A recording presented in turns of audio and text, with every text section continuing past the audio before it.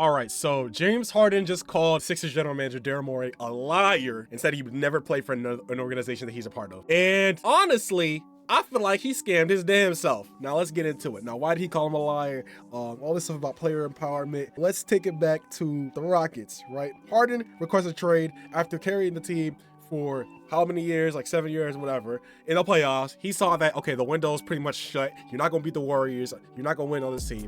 So at the time, I understood it. Niggas didn't like the fact that he put on a fat suit. Obviously, he wasn't really playing at his best. So I was like, okay, but it was kind of understandable. Okay, it is kind of time to go. They both parted ways. And then with the Nets, again, it's the same thing. He starts slacking and requests a trade. And again, it's like, bro, what are you doing? And he's slacking, not playing. You got a contract, bro. Especially because I'm a Nets fan. I was like, bro, come on, man. You dead ass. But at the same time, you kind of understand the reason why he did it, because KD got injured, Kyrie was dealing with the vaccine stuff, he had to kind of carry the team a little bit, and the same thing happened next year. KD got injured again, and it was like he had to carry the team again, and it was like, okay, I kind of understand that, because it's like he's in the same position that he was when he was on the Rockets, kind of, sort of, so I can kind of understand it, even though obviously I disagree with it, but it was like, whatever. Goes to the Sixers, where he's playing with the star big man for the first time in his career. I guess you had Dwight Howard, but like, nah.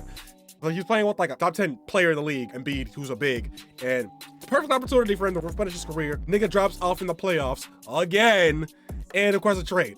And it's like, bro, come on, man. Are you dead ass? But then when you look into it, it's like, okay, maybe he has a point, because Harden took a pay cut, as you might know. He took a pay cut this season, and it also allowed the Sixers to sign Daniel House Jr., PJ Tucker. Sixers got accused of tampering and took away second-round picks, whatever. Who cares about that? So he takes a pay cut, and allegedly, what it's looking like is that they had some type of unofficial deal, handshake deal with Daryl Morey that, okay, I'm gonna take a pay cut this year. Next year, you're gonna pay me the money that I would have been expected to take this season. The Sixers and Daryl Morey were like, this, after seeing what he dropping 9 points in the game 7, you know what I'm saying, doing Harden things, we're like, yeah, no, we're not gonna pay you that money. And then boom, he asks for a trade. Sixers shop him out. They shop him out for a trade. None of the teams want him, which makes sense, because I mean, he's getting, well, number one, he's getting older. His plays, his athleticism is declining every year. He's not the same player he once was. He's getting older.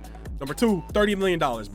$30 million is about to be $40-50 million. Who's gonna pay $50 million for however old James Harden is in, let me look it up. Well, he's 33 right now. He's about to turn 34. So who's gonna pay $50 million for multiple years of 34-year-old, 35-year-old, 36-year-old James Harden? You know what I'm saying? Who's gonna do that? At the same time, you have, okay, but Daryl Morey lied to him. He said he was gonna pay him the money after he took a pay cut, and now they're not gonna pay him that money. And I will admit, it's kind of scummy to do that. You know what I'm saying?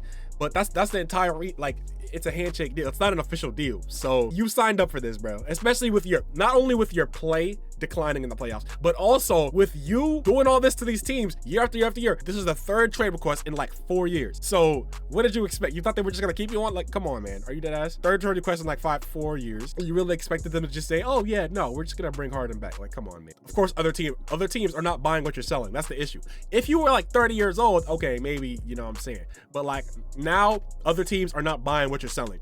So really, you scammed yourself. And to be honest, if I'm being completely honest, his best chance to win is on the Sixers.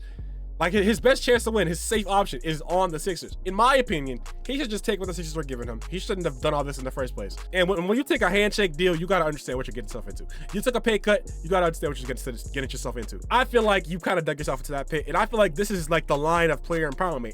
And at the end of the day, outside of the CBA, the players have as much empowerment as you're gonna give them. Like, nobody, for example, nobody forced the Wizards to give Bradley Beal all that money, the Supermax, along with a no trade clause. Nobody forced them to do that. They did it themselves. They gave him that power, and he exercised that power. So now you have in this situation, they didn't give James Harden that power, because they did a little handshake deal. They didn't sign an actual contract that said, okay, boom, we're gonna pay you this amount of money. They didn't give him a player option, none of that. So at the end of the day, it was kind of different situation with Dame, where it was like Dame was requesting a trade, it was cool, but then he started saying, I want to go specifically to the Heat. So then it's like, okay, you can't do that. Other teams might have better offers. The team's objective, the team's agenda, the organization's agenda is to get themselves the best assets possible for the assets that they're trading with. You can't just say, oh, if I don't play for this other team, or if you don't trade me to this other team, I'm not gonna play for your team, or bad things are gonna happen. Obviously, Adam Silver put the hammer down on Dame and Dame's agent. Like, you better stop that. And in this case, he didn't even have to do that, because Harden scammed himself. And after all these years of you getting worse in the playoffs, now you're dealing with injury. Now you put on all the fat suit shenanigans. What Daryl Morey did, kind of scammy, kind of scummy. You promise something, you don't deliver on promise. It's kind of scummy. At the end of the day, though, you scammed yourself. Now look at you. You ain't got no suitors on the other teams.